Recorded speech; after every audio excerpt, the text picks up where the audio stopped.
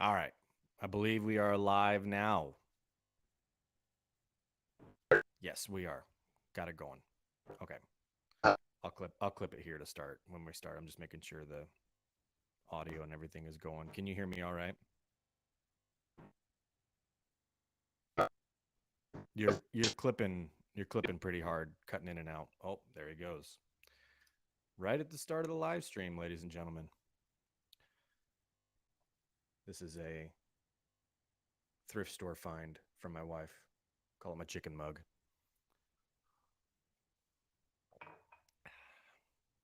We'll wait for Brandon to come back on. We were chatting a little bit about some jujitsu stuff. Not surprising, but just some wins and some other things that we've noticed in our game lately that have worked out well. Oh, he's hopping back on. Mm-mm-mm-mm. He's back. Can you hear me all right? There we go. Yep, gotcha. It was like All right. you went through a patchy spot of service right Yeah, when we hit record. whenever you see me do this in about 25 miles, Yep, there's like a 2 mile stretch, so just yeah, keep yapping when I get there. yep, But yeah. No after worries. that, it's smooth sailing. But Yep, dude, no we worries. were starting to talk about some of the recent stuff with jujitsu, and I know we finished the last episode on that. Mm-hmm. But I know we're both excited about it, which I think is awesome in a day and age when there's so much depressing news. Like if you can find anything to be excited about, it's important. But you were about to tell me a story, and then I'll kind of rehash my story. So why Yeah, don't you tell me where you're at? yeah. So we had yesterday morning went to class, and I had a really good roll with a buddy of mine named Derek, and he got his purple belt a few weeks back, and I was starting to say it's so funny because I love how we do the promotion deal at our school because it's so informal, and jujitsu tends to, in a lot of jujitsu places, it's really up to the subjectivity of the professor to decide like when you're ready for a stripe or the next belt color. You know what I mean? There's some places that have like, the you have to attend this many classes and be able to like take a test, and like there's some of that, but I think Yeah, most of it is more of that subjectivity of the professor, which is yeah, cool. And then our two, Sam and Mel, the couple that own our school and our professors there, they're even more so that, and they do it kind of on purpose to be as informal as possible. Like they do the surprise in the middle of class, they'll surprise somebody with a belt promotion. Like it's not a huge, like they're trying to bring everybody in to do this thing and make a big surprise. And sometimes they'll just like make sure, hey, morning class people, they'll like text us separately and they'll be like, hey, just make sure you're there tomorrow. And that's it. yeah, Like they don't tell anybody else, kind of a thing. But when we have guys who get promoted, oftentimes it's like you probably could have been promoted in most other places a long time ago, sure. and like in most other places, a lot of our blue belts that have been blues for a while could be purples or close to browns in a lot of other places. Sure. That's the Like same just with our school. yeah, yep, Yeah. just kind of how it is. And so Yep. all that to say, my buddy Derek, who I was rolling with, has just recently gotten his purple, but I will say is like unreal. And Yeah. he plays a lot of inverted stuff, which is like a hilarious stereotype of purple belts, right? Like as soon Right. as you get to purple, you just go inverted. Yeah. And but he does a lot of uh, Ted grip, which is the bottom of the lapel around either the back side of the rib cage on the other side, or you like go through between the outside of the leg and then put your foot into the lapel right next to where you're gripping with your hand. And it's Yeah. the most annoying, like it's the when you're on the receiving end of it, I'll say it's one of the more annoying positions to be caught in, because it's literally like you're not even holding this side over here and I can't move this side because the way you've Yeah. got my own gi lapel wrapped around my own elbow on this opposite side or whatever. And so anyways, we had this like really good roll, and he got me stuck in a couple of those, and I've really kind of embraced and come around on what I consider wins when I'm rolling. Like Hell yes. it's not always me getting an offensive win, or like I did something I was trying to do. Like the one yesterday with Derek, I literally had two times where I'm like, this could very well be the end of the round. and I was able to just like pin my hip up and kind of shrimp one direction and get out. And I'm like, Yeah. hell yeah! Like I was pumped about that yesterday. Like I did it 2 different times in 2 different positions. He essentially had me in a crucifix in one, getting me from that Ted grip position and then rolled me behind and got into a crucifix. And I had like bridged up over the top of him, all the way over the top, and had just enough clearance to like pull my elbow through and swim Yes. it around and basically get to north south on him. And I Yeah. was like ecstatic about that. So it's one of those things where a lot of people think like, oh, I didn't get a like the nobody got a submission, or like I wasn't hitting these offensive positions. And then I'm in here like I am pumped that I was like 2 different times. I thought, if it was even a couple months ago, I would have been toast in those Yeah. 2 positions. But like I had a moment where I'm like, ooh, I can actually recognize where I am and I see how I can get out of this, and then did it. So it's more like if I'm recognizing patterns or positions kind of before they're being set up. Like I know if he's here, this is where he's going next, and I can play that, having that sort of, pre-thought or premonition, so to speak, on where he's going to go. You know what I'm Yeah. saying? That well I do. And like one of the things that's really helped me a lot. So I've really been the duality of myself within jiu-jitsu. So I'm a very aggressive person by nature. I've been an explosive athlete my entire life.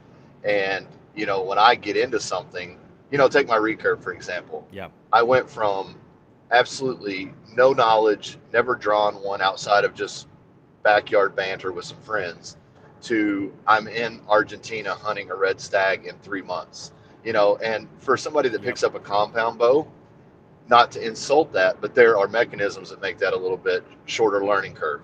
Recurve challenges people forever. And I'm not to say I'm an expert, but the amount of work that I did in 3 months probably paralleled Yeah. some people's 2 years.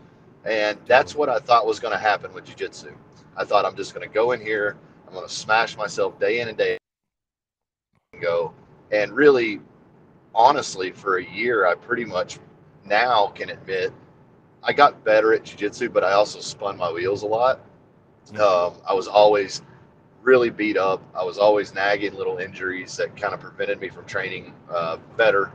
And every day was a loss because I didn't tap somebody, or I didn't beat a guy that had beat me 5 times in a row. And as a beginner, that's what you like. Everyone goes through that. You should not tap anybody that has any training experience at all as a beginner. Like you're Mm-hmm. probably going to use strength or some of your Yep. attributes, and you might get that. But from a jiu-jitsu to jiu-jitsu standpoint, it's an impossibility. So Right. I, like you, when I came back after this hunting season, I'm going on 3 years now. After coming back from my hunting season, I was really just fried from as much hunting as I did. I wanted to go back into jiu-jitsu, and really I wanted to improve at the rate that I felt like I could, but my mechanism was doing it wrong. Something that I Mm. was doing was not allowing me to learn as well or as in depth as some of my peers that were coming in.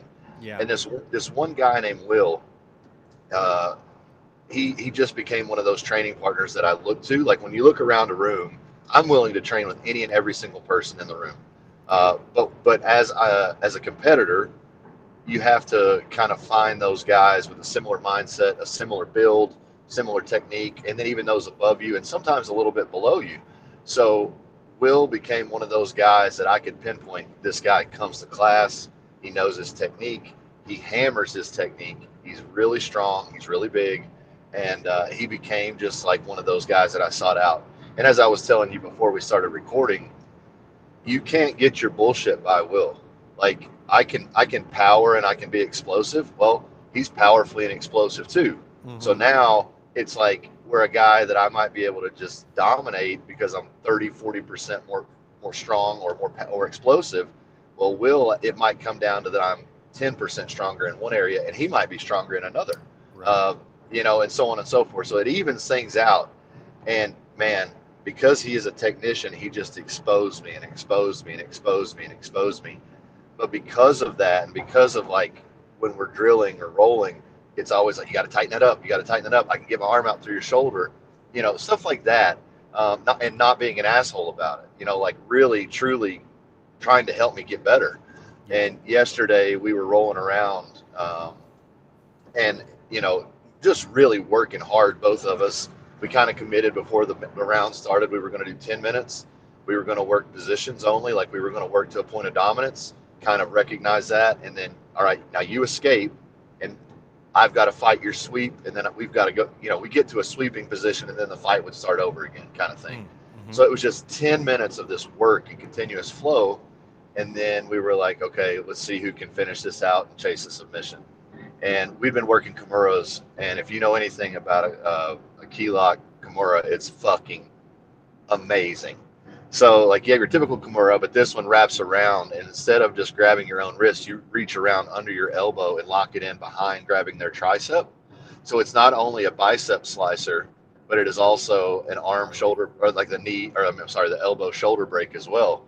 Yeah. So that's what I was going for, and that's what we've been working on a lot of with some of these Kimura traps. So Will is like hyper defensive. And when you get those things where you're like the deer in the headlights because you don't know what to do, even though the door is wide open. Like, yep. Oh, here's the opening that I'm looking for, but I don't know. And sure enough, he was doing this little maneuver trying to keep me up from getting the Kimura. And it basically equated to an opening for an armbar. And I suck at arm bars. Like, I really, really suck at arm bars. And the reason being is I've always kind of been in a place of desperation or hope. Like, I hope I get this arm bar, or I have to get this arm bar because I snuck his arm out while he was killing me. So it just so happened that I saw the opening, but I've been working on my control, my technique, and like securing the arm. And sure enough, it just worked out. And like, not emotional, like as in like tears, but just like the pride of knowing that I did something that I've worked really, really hard to like fix some problems. But I'm also looking at this guy after the meet or the match, and I'm like, I would have none of that. I would still be trying to overpower guys' arms from a place of hope and desperation if it were not for Will every roll we go telling me I can expose you right here, or I can get my arm out, or I can, tighten that knee up. And that's every single teammate I have. And one of the cool things about jiu-jitsu is whether that person respects, loves, and cares about your progress or absolutely hates you, it's actually probably better if they hate you because they want to beat you so bad. Right. So if you can take those lessons that person is pouring into you via their technique and their power and all that stuff, your teammates, aside from the instruction, are your best learning tool. So when you get that little thing, it's not the arm bar and it wasn't the tap. The thing that was the actual victory for me was controlling the arm.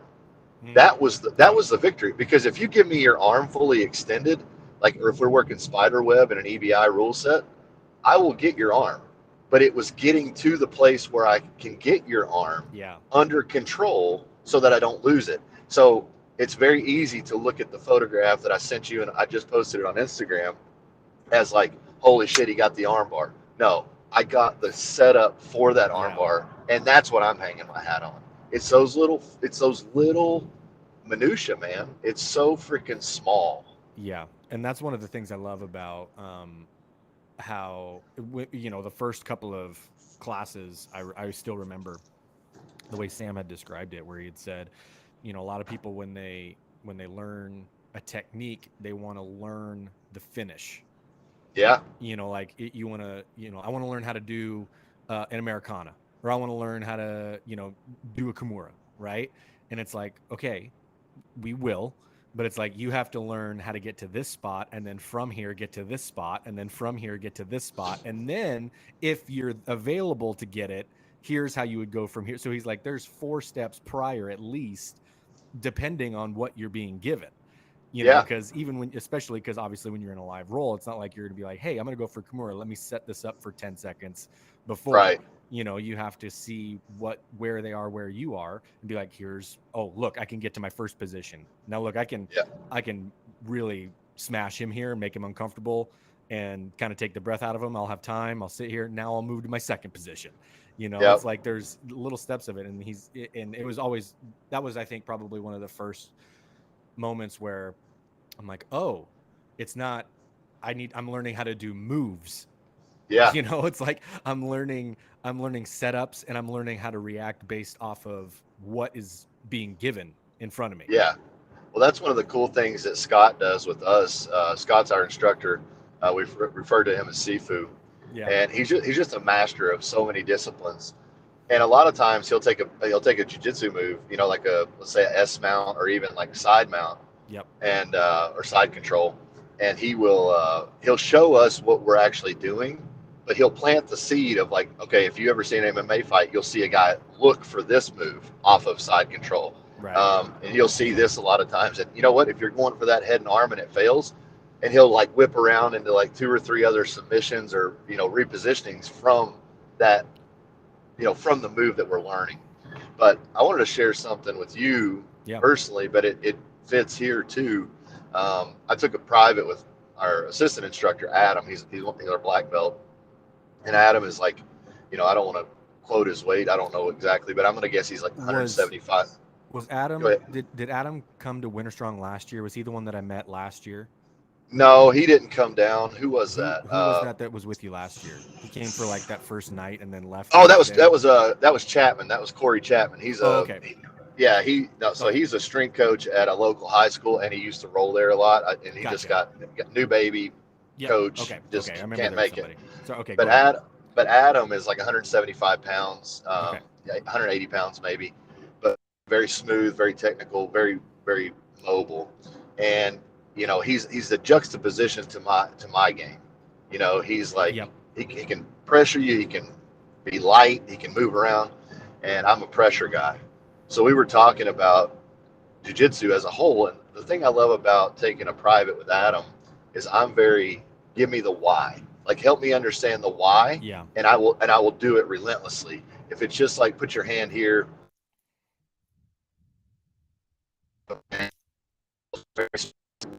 you and in place, not here, and we were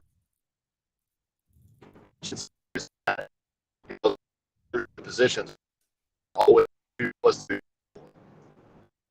how to get positions, you use those positions, poetry, and that becomes the art of jiu-jitsu. Yeah. So it's like you have to learn math, get creative within the mathematics, and Yeah. that really does become the art, because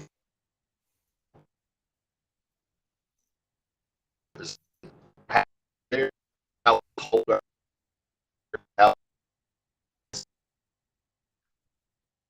I might my elbow over.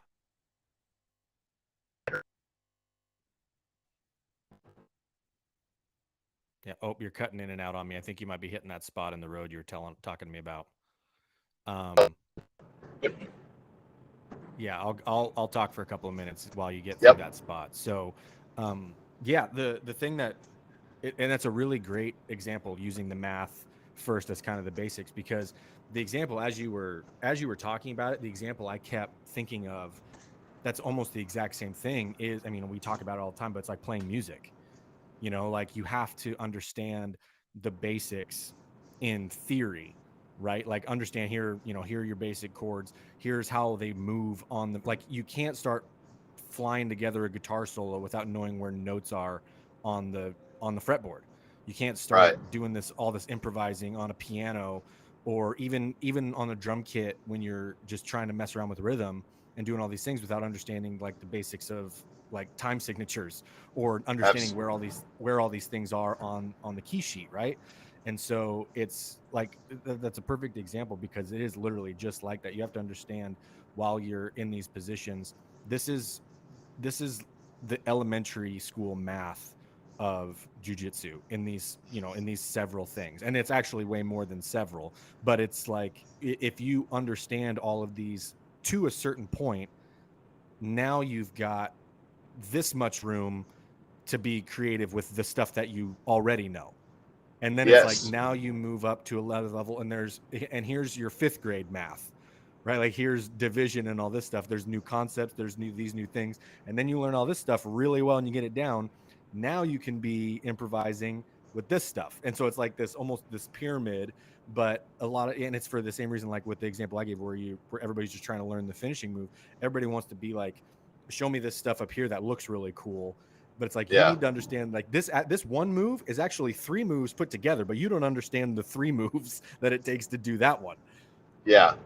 Do you think that Do you think that we're going to see a reduction in greatness because people are seeking the highlight reel version without doing the hard cemented foundations? Or do you think that's a very American kind of or Americanized or like first world problem? You know what I mean?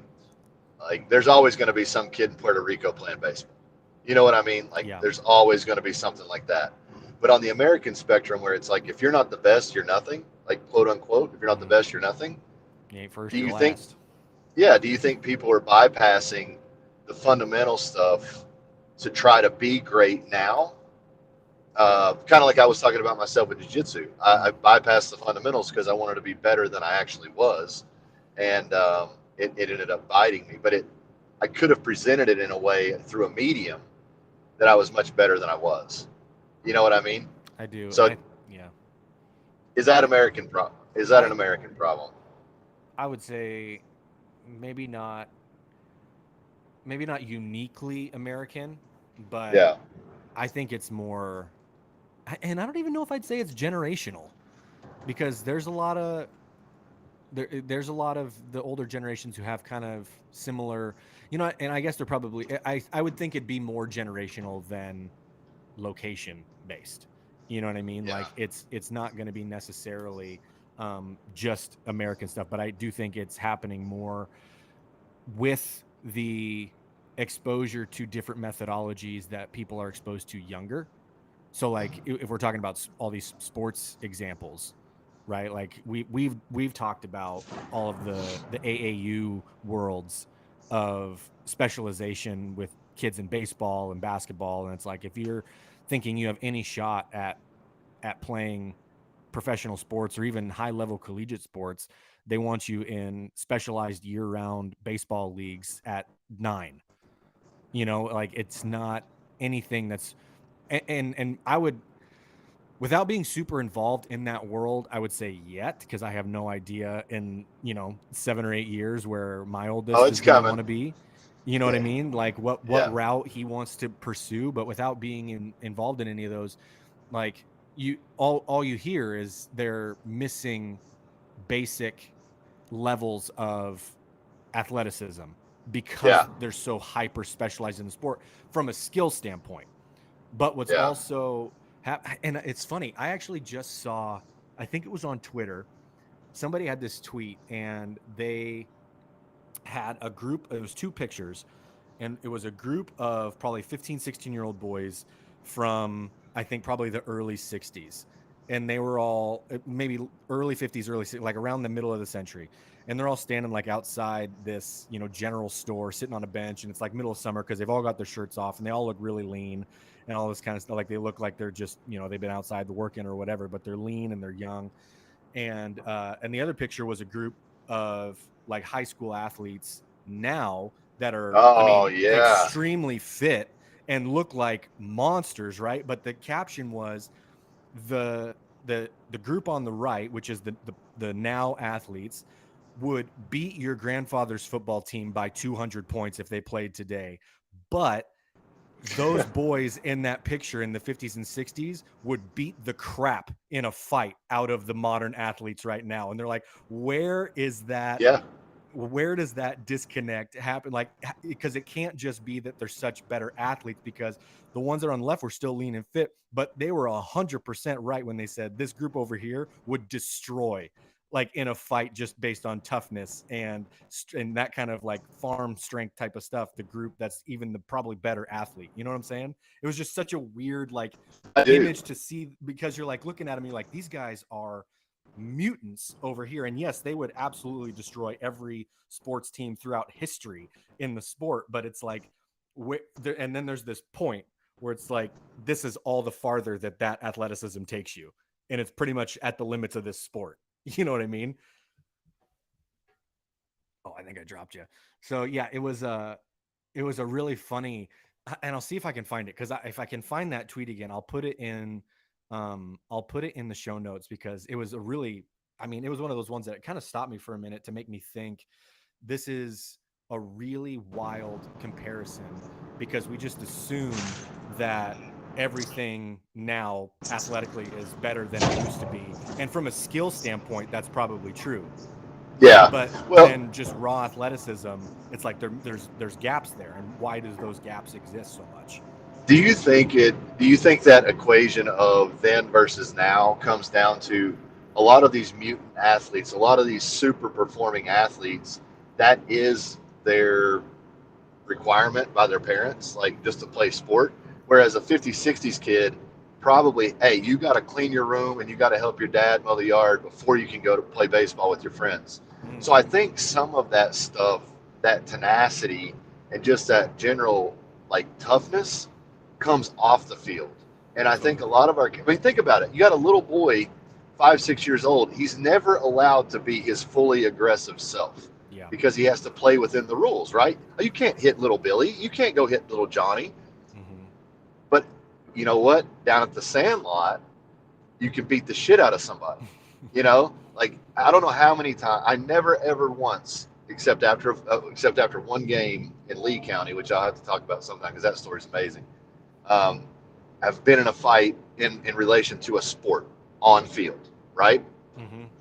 Backyard football, backyard basketball, baseball at the park, uh, shit, capture the flag, brutal beatdowns, brutal beatdowns. I grew up on a street with 17 kids. I think I talked about, one guy, he drug overdosed, another guy got his throat slit selling coke. I mean, these were the kids I grew up with, Mm-hmm. and all of us heathens. But I was the youngest by like 3 years. So I'm like the runt. Okay. I'm the Yeah. punching bag. Hey, let me pick him up behind his back with his arms behind his back, and you guys just punch the shit out of him. That was me. Yep. But it also made me tough as shit, and because I wanted to play, and if you were a pussy, you just weren't going to get to play. Mm-hmm. So all of that stuff and all those lessons, and like the first fucking time I stood up for myself against a bigger kid, like my balls dropped 2 inches after that scenario. You know what I mean? Like Yeah. I don't know if I had those moments on an organized sports field. Yeah. So I think there is a legitimacy to what you're talking about there. Yeah, 200 points because these kids are eating perfect foods, they're under perfect coaching situations, they're playing with basically a drafted team of all stars from their area. Mm. Of course, they're going to beat 5 kids on basketball from the small county farm community. Like, of course they are. But hey, let's put those kids in a farm field. I remember I worked with a guy named Michael. We did tobacco, and I don't know if you've ever fooled with tobacco at all, but what you do is you cut the tobacco, and you get a number of sticks, and then you lace them on a wooden stick, and you throw them over your shoulder, and then you long end it. You put all the weight on one end, and you kind of long end it up onto the wagon. Well, I was strong, and that was like people knew I was strong. I was already lifting weights, so we were putting sticks on the wagon after we'd cut it. Well, this kid Michael comes along 3 sticks at a time, and is like, just like Mm-hmm. over his shoulder hand these things, and never played anything. Like never played a sport, never did anything. Just farmed his whole life. Yep. Swear to God, that guy could break your arm just by shaking your hand. Yep. So it is interesting to me the psychology of a child through their experiences that result in athleticism. Does that make sense? Yeah. Totally. Like And I like mean, like, like, the, like the Dominican kids or the Puerto Rican kids or like that's inner what I was city just going to talk kids about. Yep.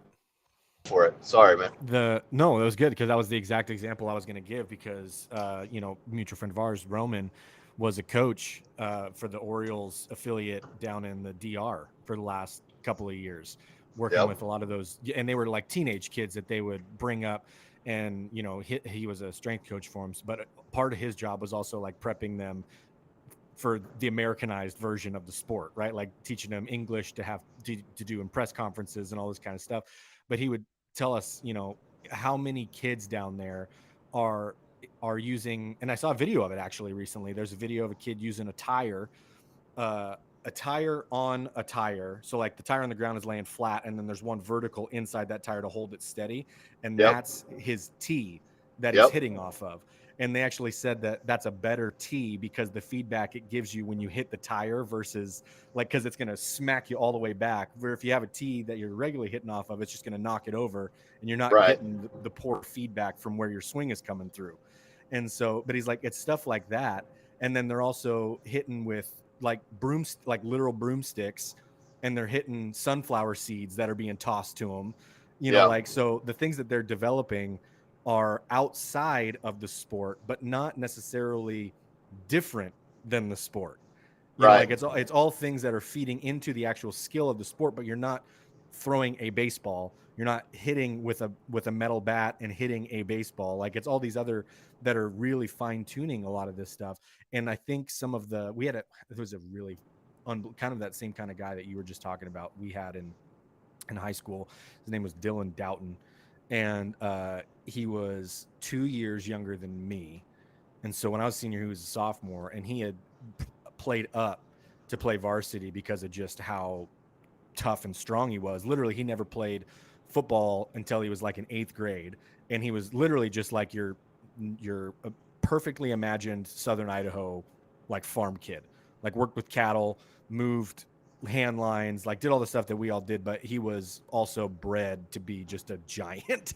And so Yeah. like he came in as a 16-year-old and played varsity with us, and the dude's hands were like an oven mitt on my hand, and Yeah. like had giant hands, giant thick wrists. He was like 6'1" and just brute. And like we're just like, just give him the ball and get a couple of our good guys and just let him mow over dudes. Like he was goal line. Yeah. He was our goal line guy.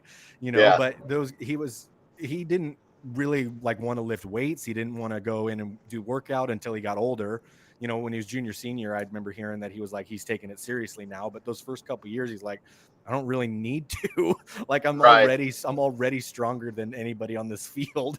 Like, Yep. so it was that. But those things that you develop, like you said, that aren't in the sport. Like I just, even the stuff that we used to do, and I'm 5'9.5" on a good day. And like when I was at race weight, I raced at 173. Like, you know Yeah. what I mean? Like I'm not big by any means. I'm strong for my size, but I completely attribute that to all of the things that I did that had nothing to do with sports growing Yeah. up.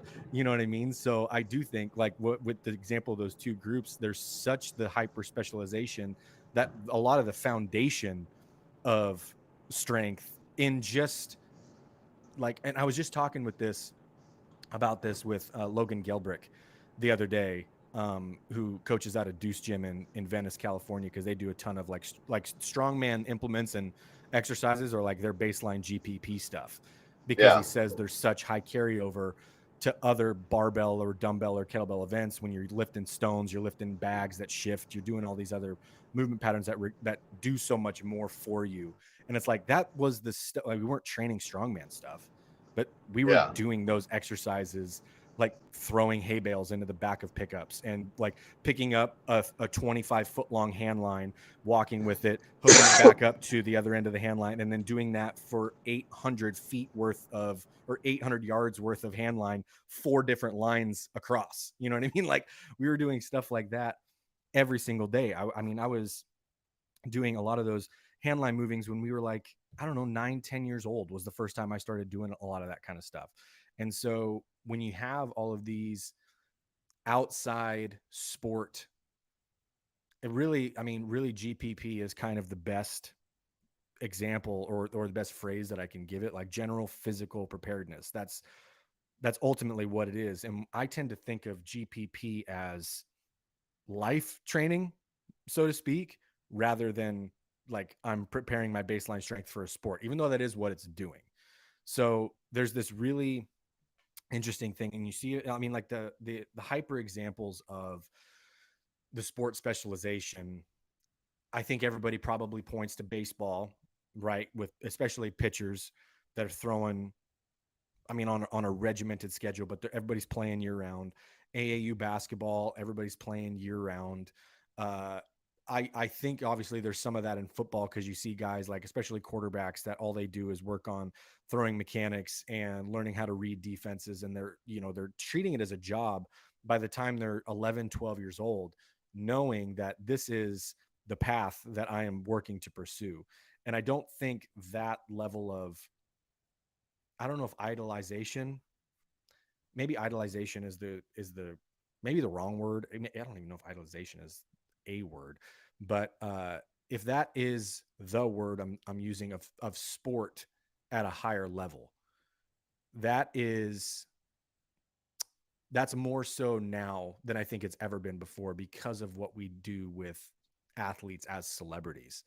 There's a level of I want to be a professional athlete, and it obviously probably started a lot more with guys like Michael, right, in the 80s and 90s. Everybody obviously wanted to be like Mike. So, oh, Brandon's hopping back in now. We lost him for a couple of minutes, and I was filibustering there.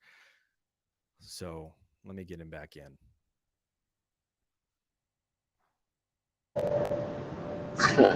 There we my go. damn, my damn phone. Oh, that's the worst. I was This filibustering is for like those the couple of minutes, dumbest so thing. no worries. I apologize for that. No worries. Yeah, this has been a weird one. But anyway, What I was wanted to ask. I'll lead you into Go this ahead. because I wanted to get your thought on this. So, Okay.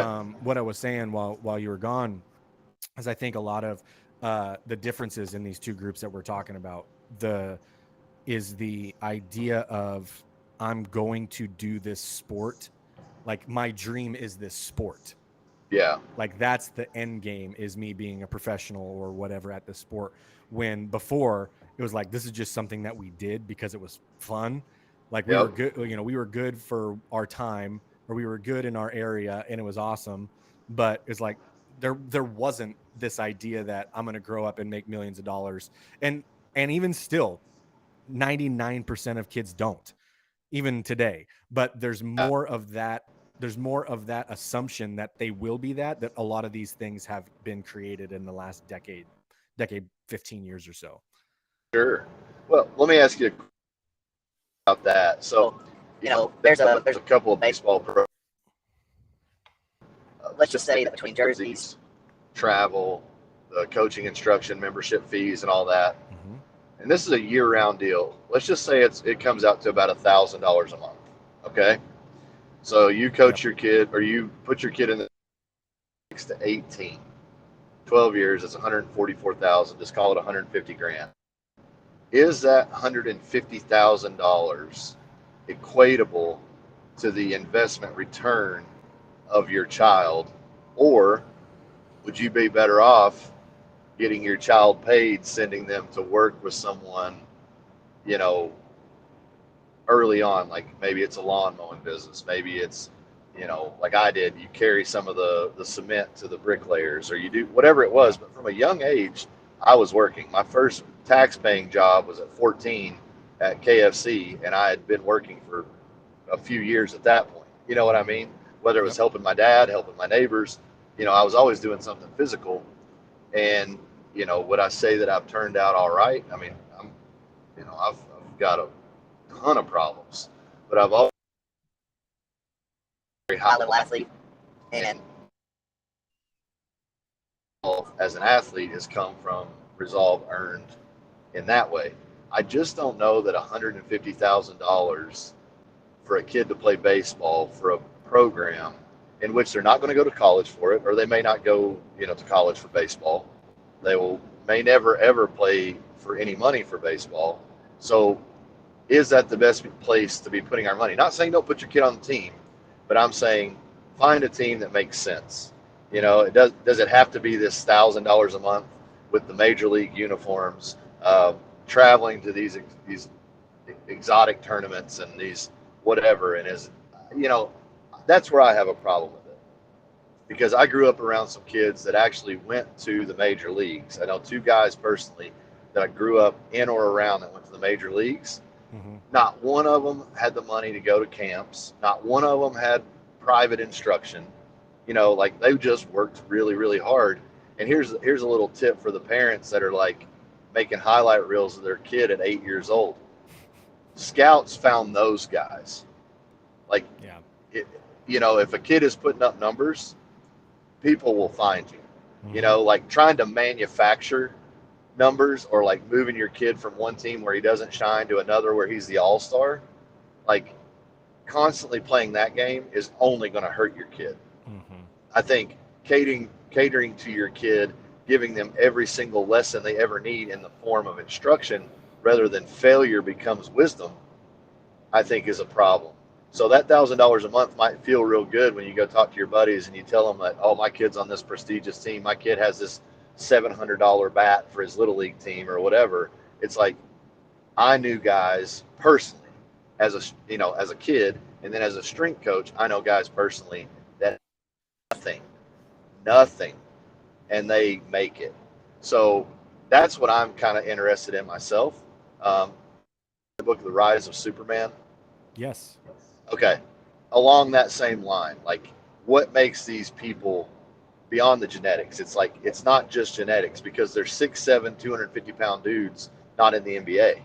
Like, so what is it? What is that mental factor? What is that external life factor that makes people have the grit and really maybe the capability to get there? I don't know. Not every six Yeah. foot seven, 250-pound man is created equal, but what separates one from the other? It's not just all physical, you know? Yeah. Because I'm thinking, what we see for the NBA example, like right now, there are dudes that exist, and it's just the funniest argument to me. Like, because it is kind of the same argument we're making about toughness in past and present. But anybody, I understand because it was when they grew up. Like everybody that's like Bird would drop 40 on you today. Yeah, I'm like, okay, if you take like who's the third or fourth best player on the Warriors today, it would probably be like Jordan Poole or yeah, somebody like that. Like it's Steph, Clay, Draymond, and then probably Jordan Poole, right? yeah, You drop Jordan Poole in the middle of the 1960s, and he is the great. Like people would look at him like an alien. Like yeah, he would literally put up 100 points on most of those teams. You yeah, know what I mean? Like, and we have the 100 point game in Wilt, and Wilt was amazing for the time. Wilt was like 6'9.5", 6'10". Like there's yeah, guys that bring the ball up the court now that are bigger than Wilt was. yeah, Like that are ball handlers and shooters that are. I mean, like Giannis is 7 foot tall, yep, and it plays point guard. yep. Like that is unheard of in the history of that sport. Well, see, that was the European impact. I think Yeah, guys like with like Bird. Dirk. Yeah, you had guys like Bird, 6'10", small forward, shooting guard kind of a position. He was interchangeable with the two and the three. And then Magic Johnson running shooting guard at 6'9". So there was examples early on that was going to be a flavor. Like there Yeah. was going to be a ball handling big man. But the European game is so much different than the NBA. Mm-hmm. It's more of a finesse game, I think. Like whereas the NBA became the highlight reel, dunks and all that kind of stuff. The European game almost mirrored the growth of the women's basketball, highlighted passing, making sure that you were setting hard screens and all this kind of stuff.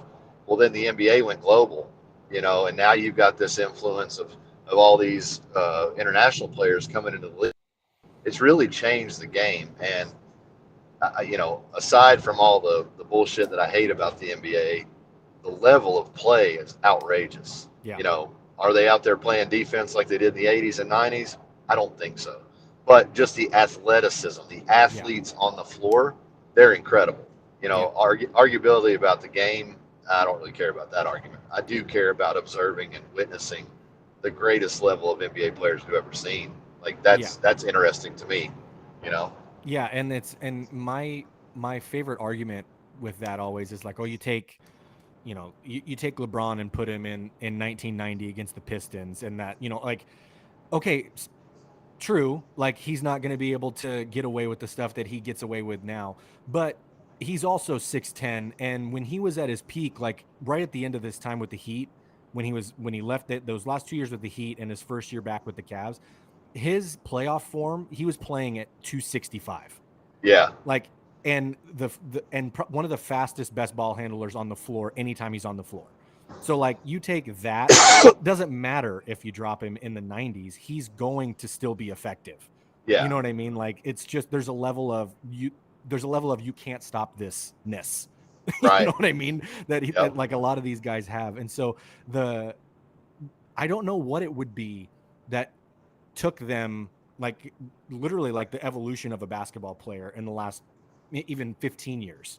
Maybe not Yeah, even, because Kobe really was like I would consider him like the last of the old guard type of players. Yeah. You know what I mean? Like he was the one who, because he played in both times. Like he was Yeah. around in the mid 90s and was still a part of that transition. So he like was around and got it. But after kind of he hit the latter part of his career and then he was done is when you see like now everybody's shooting from 35 feet. And the ones that Yeah. aren't shooting from 35 feet are 7-foot ball handlers. Like there was Yeah. this crazy leap forward that doesn't make any sense. And then you see it the same in like other sports too. Like now like the quarterback position in the NFL, like there's half a dozen or more guys that play that read option. The quarterback is one of the most athletic guys on the field, when before Yeah. it was like, don't let him get outside the pocket because he'll get destroyed because he can't run type of player. You know what I Yeah. mean? Yeah. Brittle knee Yeah, syndrome. yeah, You know, exactly. Bernie Like Kosar takes off. You remember that? Peyton Manning takes off running. You're like, oh no, don't go down. He did not look anything athletic except throwing a Not at football. all. Not at all. Not at No, all. dude. Do you think? Okay, so I generally I'm a sports fan. Yeah. I am not a current active NBA fan. You know, I know some of the players, I know the scores, I see that kind of stuff. Do you think that the NBA needs a heel? The NBA needs a villain guy to come in that's just a dog, like somebody that's slapping the floor. Steve So Wojciechowski at Duke, let's fucking go, and means it. Not like the thing that's crazy about the NBA right now is what these motherfuckers wear to the arena is what yeah, people care about as right. much as what they do on the floor. Yep. Like these are they are so much entrenched in, like, they're all political now. They're all wearing designer shit. Half of them are wearing dresses. You know, like it's not just about their basketball talent. It's like Yeah. these figures. I wish there was some dude that would just come out like I'm saying, like just a dog, like somebody Well, that grew up watching ESPN2 NBA classics, and that's the only basketball games he's ever watched. He's like I Bill Lambier, yeah. you know, like Yeah. just I don't know. I think there's two. And I know. I think there's only two, and they're both actually still in the playoffs right now cuz one is Draymond. Yeah, Because like his whole deal is I want to fight and get thrown out of games because he thinks getting thrown out of games motivates the team to play after he's tossed, and to their own detriment sometimes. Like a couple years ago when they lost to the Cavs, it was literally because he cost them game yeah, 6 when he got tossed, and yep, they lost that game, and then they lost game yep, 7.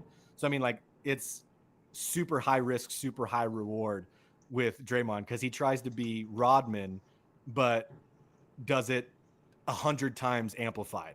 You know what I yeah, mean? yeah, But I think the other one, who doesn't necessarily do it from the like trying to start stuff with guys, but just plays and has the ability to, and we've seen it in this playoffs, if you've paid attention to any of them, is Jimmy Butler, yeah, like for Miami, because he yeah, literally, with zero anybody on his team in the first series that they played, when they took out Milwaukee as a 8 seed, like they were 8, took out Milwaukee as a 1. He had like a 46-point game and a 52-point game or something like that in games 3 and 4, like basically by himself, and literally yeah. decided, I'm going to go in, we're not losing, I'm going to come in and just destroy all of you. And like nobody does that like that anymore, you know?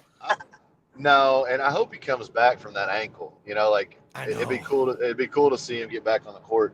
But that dude's funny as hell. Have you ever watched some of He's his great. his blooper reels? he's, gr- That he's dude is great. absolutely nuts, man. That's one of the myths, like one of the mythology things about the last like decade that I've heard. People are like, we need to know what happened right here because there's just mythology about the Timberwolves practice where he blew up at the entire team. And why can't I think of the other one's name, who's I think still up there, the the the uh, the center. oh, He has 3 Giannis, names. No, not John. in Minnesota. In Minnesota, he's Yeah. got 3 Oh, names. I can't think of his name. he played at UK. Uh, Yes. Yeah. Carl Anthony Towns. Carl Anthony Yeah, Towns. There it is. yeah, The big blow up that happened between Jimmy and Carl Anthony Towns, where like nobody's revealing what happened at that practice, but right after that is when Jimmy left Minnesota, and then he yeah, went to Philly, and then when he went from Philly to Miami. But like there's like this mythology around that practice that Jimmy basically took over and just ripped everybody apart, like kind of Kobe style, how Kobe would do yeah, that kind of stuff, you know? So I think he's like kind of the last like flicker of that late 90s, early 2000s type of player like Kobe and Mike were. I was a Jordan fanatic, loved him. Yeah. But you know, I love like from that level of, and say it like dog, Yeah. Iverson, dude. I fell in love with Iverson at Georgetown, and Yep. only because they had those killer killer gray uniforms, and it was the Concord Jordans, Yep. that white with the black patent leather. Yep. That was the freshest uniform in college ever. Yep. Um, but anyhow, when he got to the league, man, and he was like he was a legit thug, like he was living that Yes. life. But he Yes. brought that to the court too. When he stepped over Ty Lue after he hit that shot against the Lakers, and he stepped over him and just looked at him like he dropped a body, like that was the shit that got me fired up. I was a Rodman fan. That was the role I played on my team. I was not necessarily a scorer. I was a defender, passer, rebounder. Yeah, Mm-hmm. like just hold the line, set blocks like you're trying to dislocate people's jawbones. And Mm-hmm. I love that. I embrace that because I wasn't going to shoot better than my buddy Clay. I wasn't going to shoot better than my buddy Troy. But you know what? I took pride in getting rebounds, and I took pride in like getting. And our coach, if you took two charges in a game, and I told him just to hold them. I said, just take me out at the end of the season. We'll get a real nice one. And that's what I took pride in. Like, I wanted the Yeah. most floor burns. I wanted to take the most charges, and rebounds. Those are my three things: floor burns, Yep. charges, and rebounds were the three I cared about. And if you get a kid, myself up, but if you can find a kid that values those three things, Yeah. they ain't just grew up playing video games. Those Yep. three things are hard as shit. And Yep.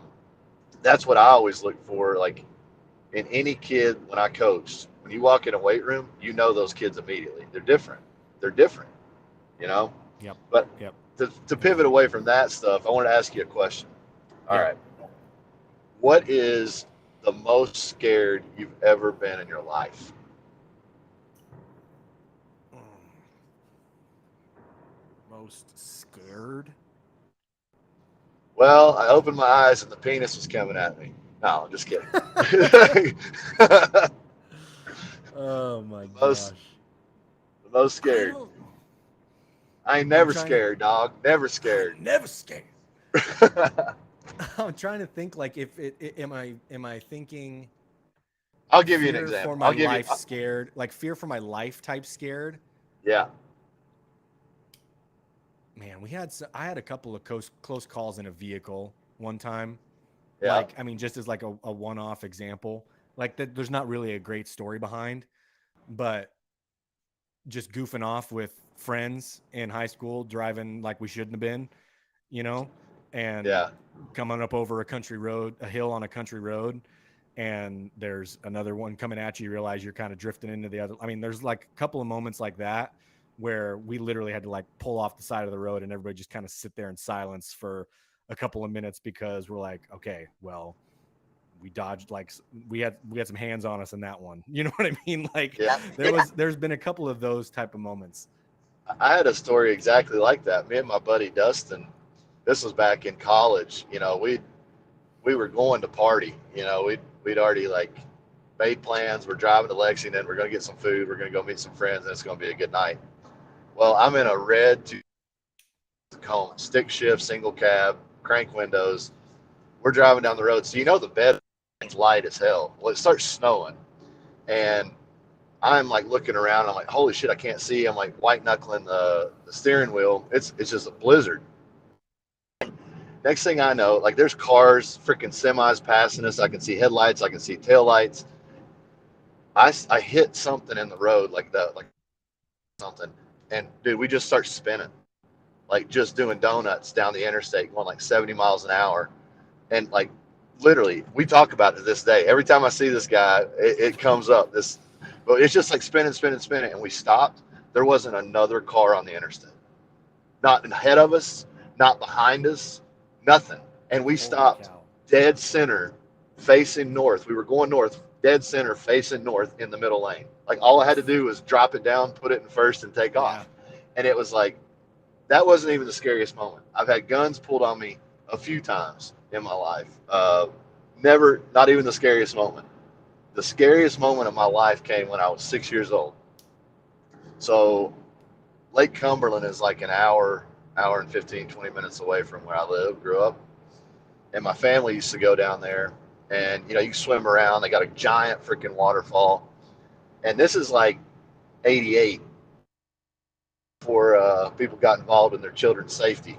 Like you go down there now, you can't do any of the stuff I'm talking about because they got fences and they got barbed wire and they got all kinds of shit. 88, you could get in and tiptoe right up to the falls if you wanted. So that's what we did, and it's just a natural. You maybe sitting up on this rock and mom's holding them down as they go, and then you see kids like me slide down and somebody down the way catches you. Well, Mike was with us, and he was one of my favorites growing up. Like, he was just always cool, big, strong dude, worked out. And he like said, no, go over this side. So it was a little bit higher. My momentum was a little more. And I'm telling you, we are less than 100 feet from a huge water. Mm-hmm. So I go down, like he's been telling me to go. I'm an anxious kid, and I push myself off. Well, his wife, my aunt, goes, Mom, look at me, I'm coming. Well, he looks over at her, and I go right between his legs. Oh. And I was head first. So I'm like hands out, head first, and I can see the horizon dip where the falls go over. At this point, no lie, I'm maybe 75, 80 feet because I probably came 15, 20, 30 feet down this rock slide. And he sticks his leg out behind him and hooked my ankle with his foot. And then did like a hip curl, leg drag, and pulled me back between his legs. Oh my gosh. But I still remember that. Like, I literally thought I was going to die. Never felt as in danger as I did when that happened. Oof. Good catch. Good job. Good grab. Oh my gosh. Actually, that made me think of probably my example that I can point to. And mine was when I was younger too. I want to say we were like 12 or 13 and we were camping and we go up to this huge lake. We do like this big 2-week long trip at the end of every summer before school started. Like, we'd bring a couple of friends with us and we'd have like this huge 2 or 3 camper like compound right on the lake that we'd spend the last 2 weeks of every summer. And we'd have, we had a couple of jet skis. My dad would bring up his fishing boat and we'd do like, we'd tube and do that kind of stuff around the lake. And we were tubing behind one of the jet skis and my mom was driving the jet ski and me and my buddy Brady were on the tube, and it was like just a flat, like it wasn't one of those donuts, it was like just a big flat tube or whatever. And the whole goal when you're pulling people on tube is try and get them off the tube. You know what I mean? So it's just big game. My mom would try her hardest to throw us from the tube, and she'd be successful. It'd be like this huge laughing moment. Well, she whips us out on the outside of the wake, and we tumble and we do the thing. And we're all laughing, and we come up, and she's driving around to talk to us and like to pull the tube up next to us or whatever. But she's talking to us and she's laughing, and as she's talking to us, look in the same direction and we see this massive giant like leisure jet boat kind of thing, right? And it's a big huge party boat and there's a guy water skiing behind it, and the nose of this thing is like, it looks like it's just vertical. The nose on this thing is up so high, like you know what I mean? And the dude looking over it can't see a thing, and he's probably stupid drunk, middle of the day on like a Thursday up at the lake, and they're literally heading right for us. And so my mom's like, all right, well, hurry up and get on. Like, we got to get out of here because I don't know if they see us. And at the time, they're still 300, 400 yards off. Like, we're like, there's no way they're not going to see us, right? And they start getting like crazy close. And we're like, I'm trying to get Brady, like we're like 12, and I'm like trying to pick him up and get him on the thing. Like, Mom, just go. And she like, she like, get on the tube. I'm not going to leave it. And I remember they get like, it's under 100 yards, and that boat's probably going 30, 40 miles an hour. So I mean, they close that gap in a matter of seconds, right? Like, inside 100 yards, and this dude has not wavered off this line of coming right at us. Is 1 he screaming degree. "Liver is king"? Yeah, that video, like literally looks just like that video. And we're sitting there, and I just remember like my mom turned around. She just, and the shore is 200 yards to our left or whatever. She's like, "Boys, start swimming!" And like we just start. I mean, as fast as we can. And my mom peels out, and right as my mom peels out, the dude who's on the skis whips outside of the wake, and he sees us. The Oh dude that's shit! water skiing behind the boat. And so he's like doing this and he's pointing at the head or whatever. And the guy finally, like, he literally was just stands up and you can see him look over the front of the boat and see us finally. And then he cranks it over and the guy skis and bails off and goes in the water. I mean, it was like, it couldn't have been inside. It was inside of 40 yards when they had peeled Oh off and missed. And like me and Brady are just as hard as we can swim in our life jackets going towards the boat. And my mom had peeled around and like same thing. We got there and we're done. And the guy came over, drove the boat back around and apologized to my mom. Me and Brady yeah. were already halfway to the beach at that point. But like she came back over and we just literally sat there. She gave us a big hug and we're like, holy cow, that was almost the end. We were about squashed by that boat. It was nuts. Well, dude, to tell you a story, and I'd forgotten about this for a long time. I've told it over my life, but I guess it just comes and goes. But when you were talking about that, it reminded me back to my neighborhood. I guess that's probably what prompted it when I was talking about some of Yeah. the kids I grew up with. Well, there were these two brothers. They were twins. I don't want to say their name. One of them is actually one of the guys I talked about passing away from an overdose. But there's actually more than one, so I'm not nailing down who it was. But anyhow, they were uh, they were kind of a well-to-do family. They always played us video games, and like they were one of the first people I ever knew to have a big screen TV kind of thing. Mm-hmm. And I'll move this out of the window for a second. And so I was over there at their house, and we were playing a video game on the Atari, and I ended up beating this kid, one of the brothers, and I knew he was crazy. Like they had a legit reputation as they would fight a circle saw, right? And they would. Like I saw it when we would play backyard football and stuff. They were mean as shit. And I'm not talking like I'm the bully. Like they wanted to hurt you, like wanted to fuck you up. Putting dogs' mouths and shit, taping them shut and then blowing them up. Like that's the kind of kids these were. So they happened to live right next door to my nana and papa at the time. I lived in a big circle, and we lived on the front side. My grandparents lived on the back. There, and my parents didn't let me play with them. They were like, "You can play with them in a group, but you can't play with them by themselves. Like they'll hurt you." Mm-hmm. So I go over there, because mom and dad didn't ask. So I go over there, and I'm playing, and I beat one of them at this game. This motherfucker grabbed an axe and chased me up wooden stairs, chopping the stairs behind my legs. I came out of the house like I had my tennis shoes were flopping, like they were coming off my legs. I was probably 9 or 10, I don't know, 8, 9, something like that. But I'm like running to my nana's house, and she's out there like spraying the water, and like I am screaming like help, help.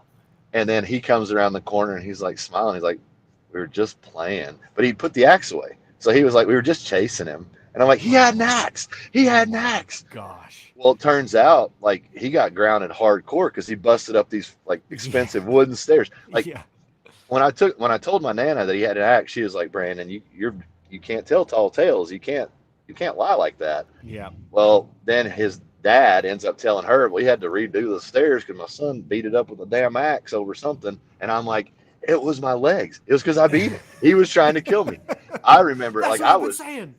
I was scared to fucking death because Ugh. I knew, like I said, I knew they were crazy. Um, there was rumors out there about them like burying bodies and shit, but I didn't know, Oh my gosh. man. So anyway, Ugh. That's a good place to wrap it up. yeah. So I was almost murdered by an axe murderer, you know. An axe murdering child. Yeah. Dude, some of the stories that I do know about one of the brothers. I know stories on both of them. They know stories on me, kind of thing too. But man, they never got out of their system. Yeah. All that wild never left their system. Still to this day. Jeez. You know. So All right, man. We'll call it there for today. Well, I appreciate your patience with the audio and Oh, no stuff, worries. That was and I my apologize. I that was my apologize issue to anybody. yesterday. That was my Yeah, issue yesterday. We have our tech days, yeah. so We